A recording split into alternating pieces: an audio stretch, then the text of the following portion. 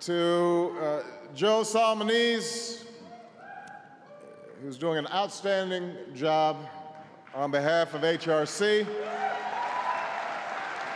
To my great friend and supporter, Terry Bean, co-founder of HRC.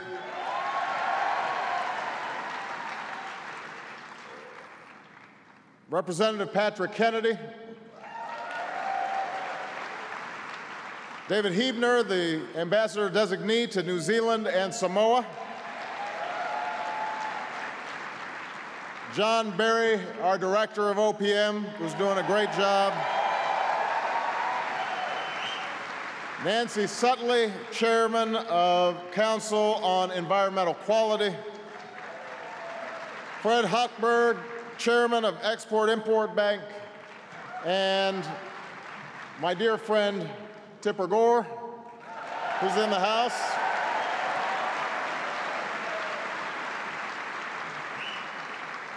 Thank you so much, all of you. It is a privilege to be here tonight to open for Lady Gaga.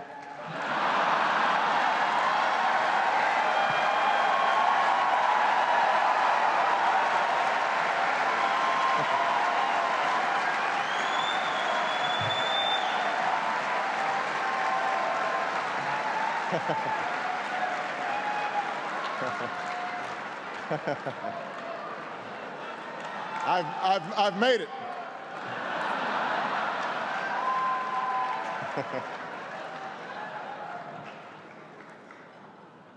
I want to thank the Human Rights Campaign for inviting me to speak, and for the work you do every day in pursuit of equality on behalf of the millions of people in this country who work hard in their jobs and care deeply about their families, and who are gay, lesbian, bisexual, or transgender.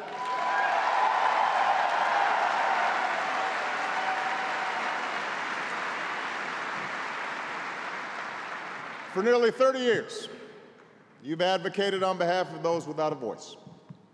And that's not easy, for despite the real gains that we've made, there's still laws to change, and there's still hearts to open. There are still fellow citizens, perhaps neighbors, even loved ones, good and decent people who hold fast to outworn arguments and old attitudes, who fail to see your families like their families, who would deny you the rights most Americans take for granted. And that's painful, and it's heartbreaking. And yet, you continue leading by the force of the arguments you make and by the power of the example that you set in your own lives, as parents and friends, as PTA members and church members, as advocates and leaders in your communities, and you're making a difference. That's the story of the movement for fairness and equality. And not just for those who are gay, but for all those in our history who've been denied the rights and responsibilities of citizenship.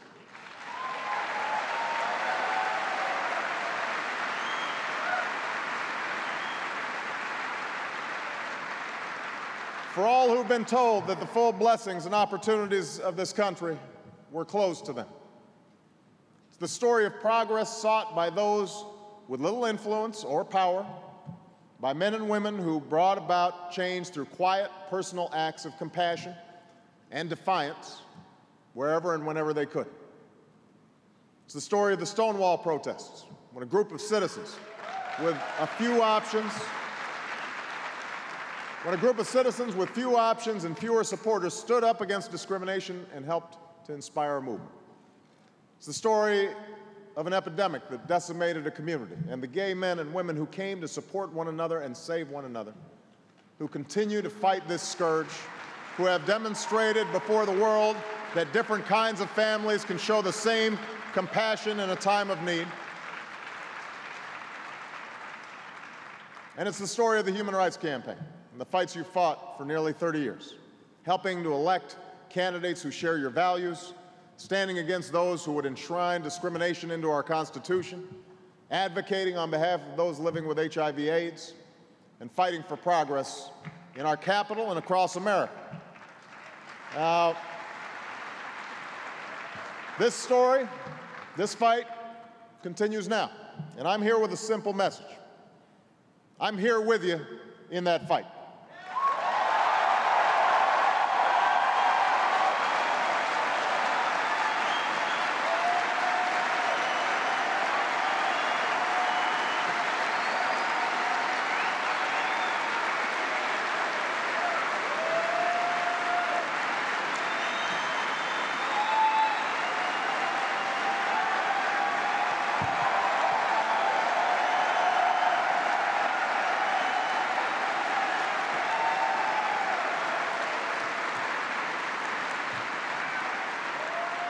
For even as we face extraordinary challenges as a nation, we cannot and we will not put aside issues of basic equality. I greatly appreciate the support I've received from many in this room. I also appreciate that many of you don't believe progress has come fast enough. I want to be honest about that, because it's important to be honest among friends. Now, I've said this before, I'll repeat it again. It's not for me to tell you to be patient, any more than it was for others to counsel patience to African Americans petitioning for equal rights half a century ago.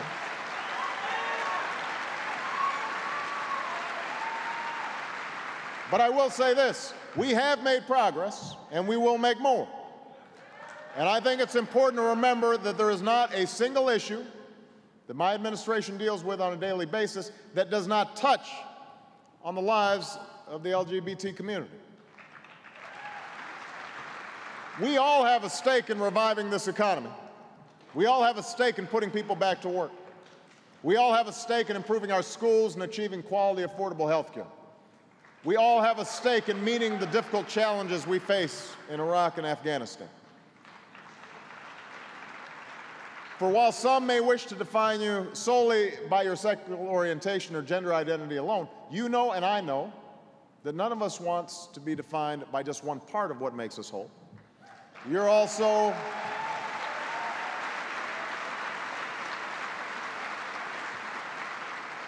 parents worried about your children's futures, your spouses who fear that you or the person you love will lose a job, your workers worried about the rising cost of health insurance, your soldiers, you are neighbors, you are friends, and most importantly, you are Americans who care deeply about this country and its future.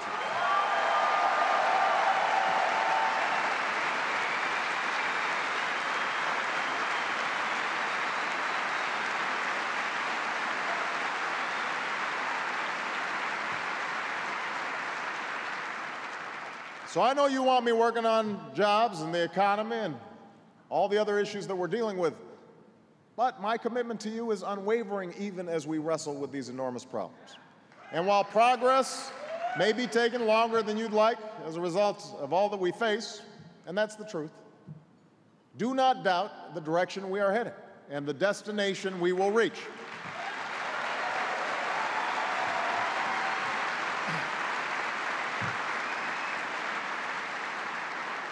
My expectation is that when you look back on these years, you will see a time in which we put a stop to discrimination against gays and lesbians, whether in the office or on the battlefield.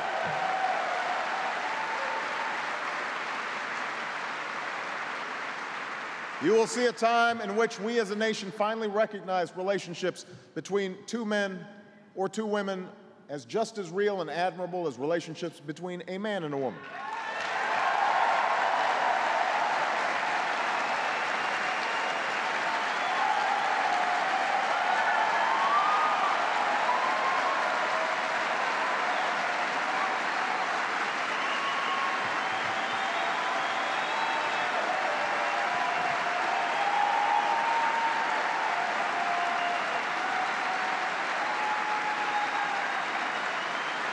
You will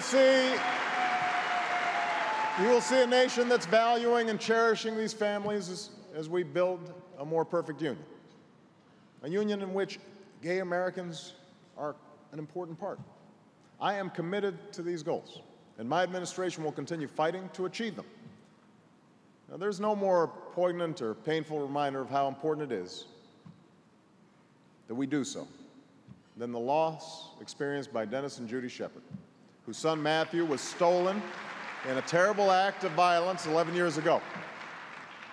In May, I met with Judy, who's here tonight with her husband. I met her in the Oval Office, and I promised her that we were going to pass an inclusive hate crimes bill, a bill named for her son. This struggle has been long. Time and again, we faced opposition. Time and again, the measure was defeated or delayed, but the shepherds never gave up. They turned tragedy into an unshakable commitment. Countless activists and organizers never gave up.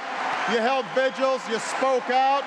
Year after year, Congress after Congress, the House passed the bill again this week, and I can announce that after more than a decade, this bill is set to pass, and I will sign it into law.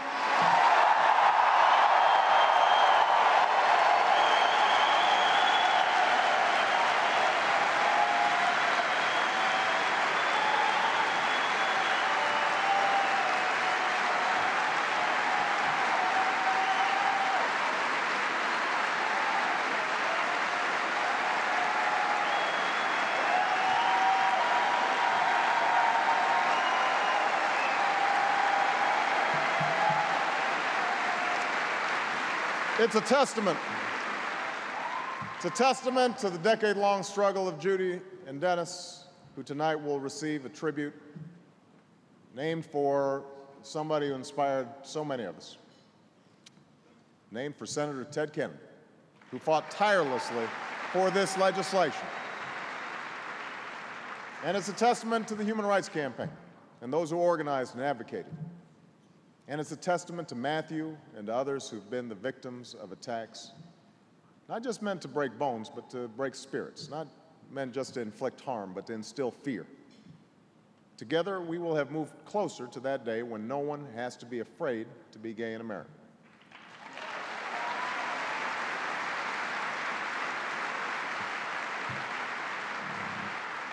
When no one has to fear walking down the street holding the hand of the person they love.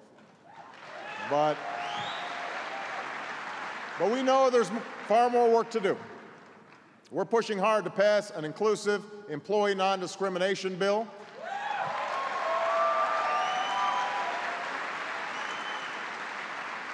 For the first time ever, an administration official testified in Congress in favor of this law. Nobody in America should be fired because they're gay, despite doing a great job in meeting their responsibilities. It's not fair. It's not right. We're going to put a stop to it.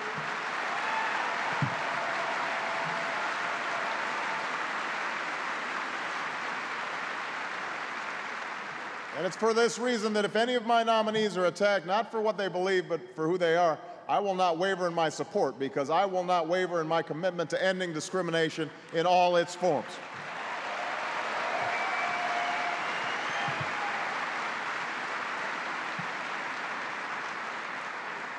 We are reinvigorating our response to HIV/AIDS here at home and around the world. We're working closely with the Congress to renew the Ryan White program, and I look forward to signing it into law in the very near future. We are rescinding the discriminatory ban on entry to the United States based on HIV status.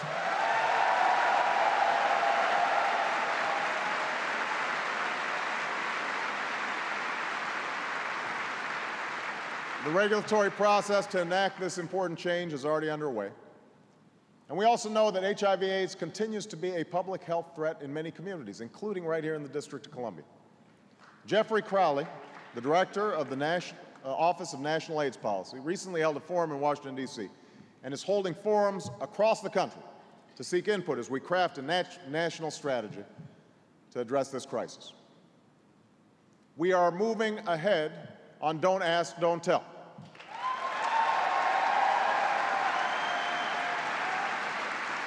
We should not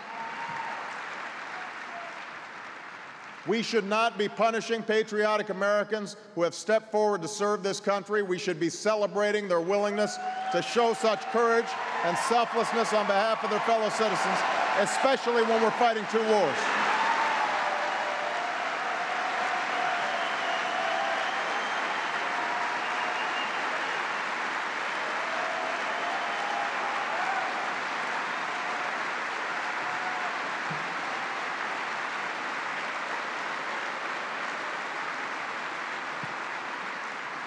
We cannot afford to cut from our ranks people with the critical skills we need to fight, any more than we can afford for our military's integrity to force those willing to do so into careers encumbered and compromised by having to live a lie. So I'm working with the Pentagon, its leadership, and the members of the House and Senate on ending this policy. Legislation has been introduced in the House to make this happen. I will end Don't Ask, Don't Tell. That's my commitment to you.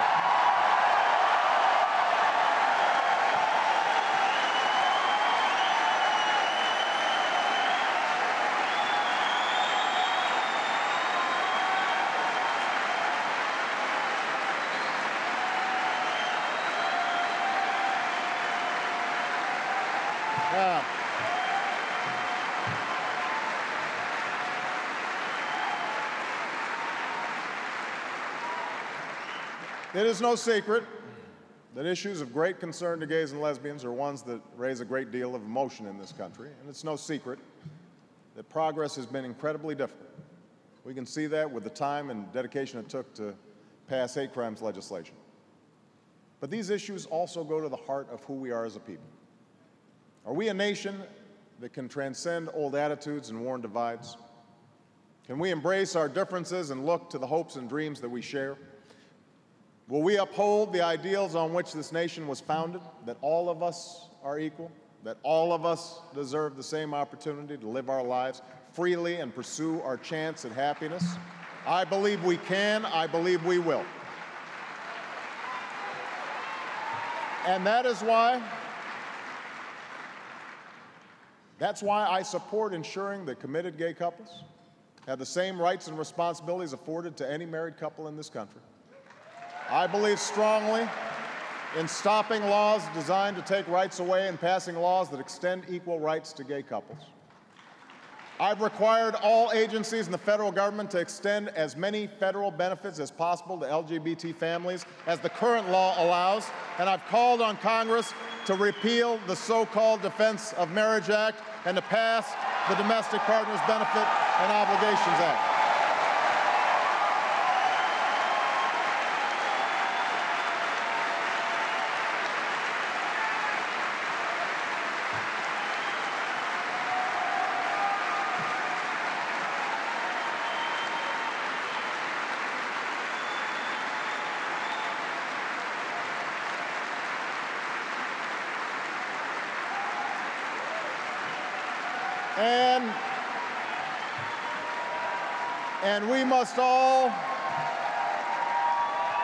And we must all stand together against divisive and deceptive efforts to feed people's lingering fears for political and ideological gain. For the struggle waged by the Human Rights Campaign is about more than any policy we can enshrine into law. It's about our capacity to love and commit to one another. It's about whether or not we value as a society that love and commitment. It's about our common humanity and our willingness to walk in someone else's shoes, to imagine losing a job not because of your performance at work, but because of your relationship at home, to imagine worrying about a spouse in the hospital with the added fear that you'll have to produce a legal document just to comfort the person you love, to imagine the pain of losing a partner of decades and then discovering that the law treats you like a stranger. If we are honest with ourselves, we'll admit that there are too many who do not yet know in their lives or feel in their hearts the urgency of this struggle. And that's why I continue to speak about the importance of equality for LGBT families, and not just in front of gay audiences. That's why Michelle and I have invited LGBT families to the White House to participate in events like the Easter egg roll, because we want to send a message. And that's why it's so important that you continue to speak out, that you continue to set an example, that you continue to pressure leaders, including me, and to make the case all across America.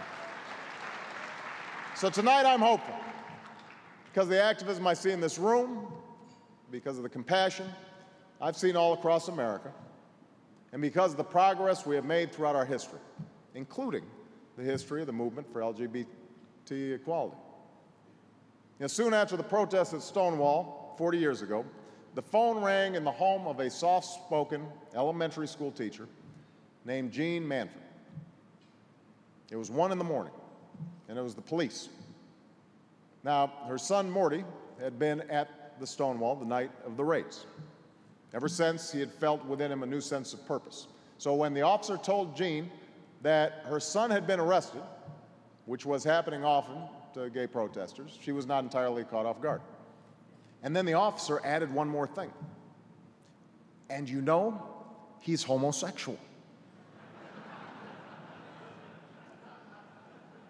Well, that police officer sure was surprised when Jean responded, "Yes, I know. Why are you bothering him?"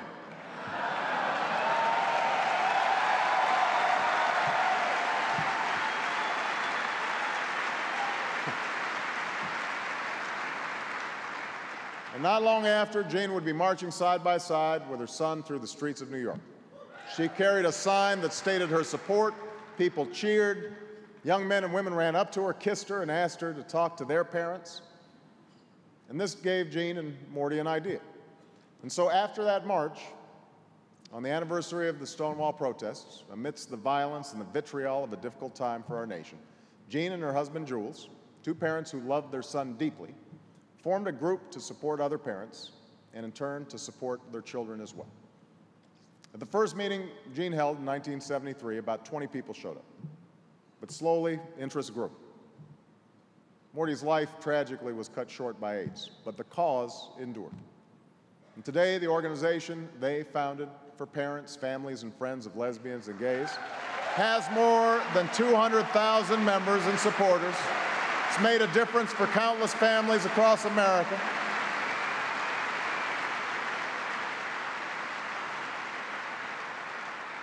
And Jean would later say, "I considered myself such a traditional person. I didn't even cross the street against the light.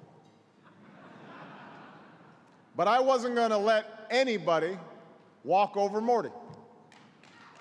That's the story of America, of ordinary citizens organizing, agitating, and advocating for change, of hope stronger than hate, of love more powerful than any insult or injury, of Americans fighting to build for themselves and their families a nation in which no one is a second-class citizen, in which no one is denied their basic rights, in which all of us are free to live and love as we see fit.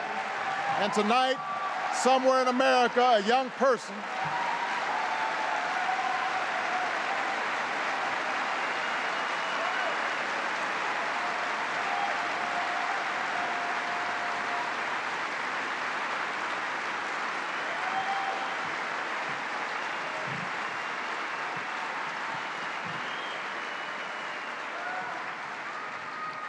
Tonight, somewhere in America, a young person, let's say a young man, will struggle to fall to sleep, wrestling alone with a secret he's held as long as he can remember.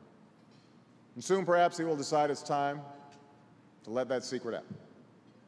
What happens next depends on him, his family, as well as his friends and his teachers and his community, but it also depends on us, on the kind of society we engender, the kind of future we build.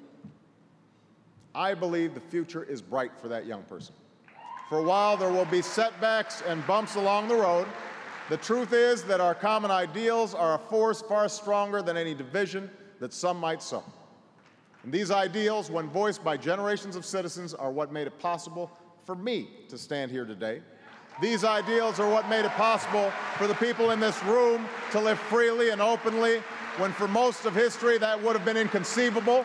That's the promise of America, HRC. That's the promise we're called to fulfill. Day by day, law by law, changing mind by mind. That is the promise we are fulfilling. Thank you for the work you're doing. God bless you. God bless America. Thank you.